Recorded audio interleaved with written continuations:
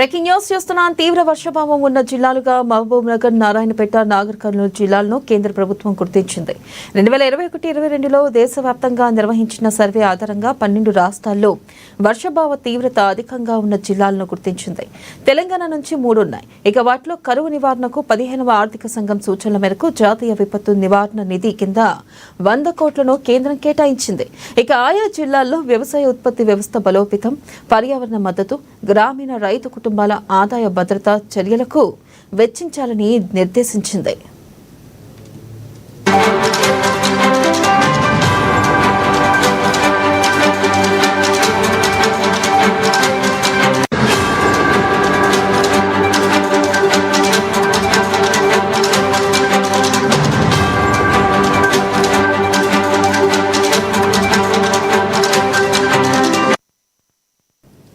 Breaking news చూస్తున్నాం. తీవ్ర వర్షభావం ఉన్న జిల్లాలుగా మహబూబ్ నగర్, నారాయణపేట, నాగర్ కర్నూలు జిల్లాలను కేంద్ర ప్రభుత్వం గుర్తించింది. 2021-22లో దేశవ్యాప్తంగా నిర్వహించిన సర్వే ఆధారంగా 12 రాష్ట్రాల్లో వర్షభావ తీవ్రత అధికంగా ఉన్న జిల్లాలను గుర్తించింది.